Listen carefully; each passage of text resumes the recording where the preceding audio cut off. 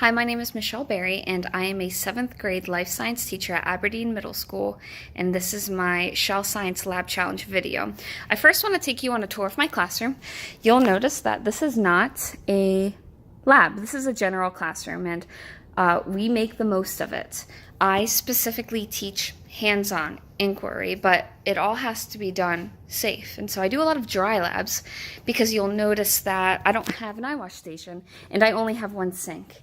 And quite frankly, teaching in a non-lab classroom makes making science meaningful and authentic very difficult. And so I do a lot of dry materials, manipulatives, modeling, whiteboarding, turn and talking, anything where they can move pieces that model science, like cellular respiration using Fruit Loops, instead of modeling it with a probe and a computer and being able to measure it. But I do try to make sure that they're not just receiving information from somebody talking, that they are moving things and doing things and practicing science as hands-on as possible. Having a lab update would change my teaching in that I could make it more next generation, hands-on investigation. They could use update lab equipment. They could, not use microscopes that are from 1973.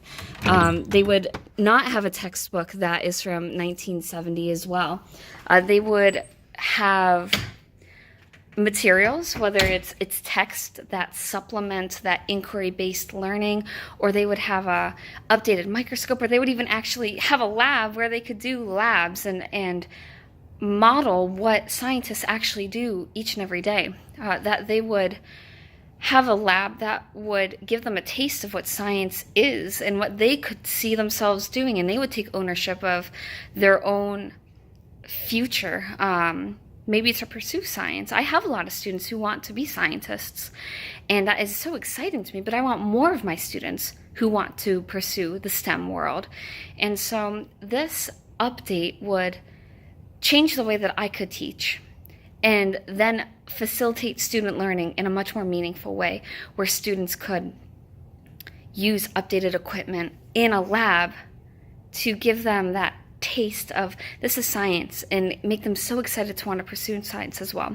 In just a moment, I'm actually going to show you what our storage closet looks like and all of the materials that were purchased in 1973 and how very much of an update we need. We in the science department pride ourselves in our resource, in our ability to make meaningful inquiry-based lessons that get the kids moving and doing and get them in the mindset that they are scientists. But at the end of the day, we could do so much more with an update, with having our students learning in a lab with sinks and with updated technology like microscopes and inquiry kits and things that really just give students a taste of what science is and makes them want it and crave it and thirst after it to pursue it. My heart is that our students want to pursue science, that I get more students who, when they walk out of my classroom, truly desire to pursue a STEM field, that they apply to magnet schools, that they apply to STEM schools, and they apply to, nursing programs and sports medicine programs, because I believe that my students have it and deserve to be a part of those programs. And I don't believe that our lack of resources should impact whether or not I have a set of students who could go into those fields but never do. And so I believe that if I expect my students to succeed in a STEM world, then I need to teach with STEM practices and STEM resources. And so I want you, knowing that, to see our supply closet, to see what we have available to us. And so when you walk in, this is what you see.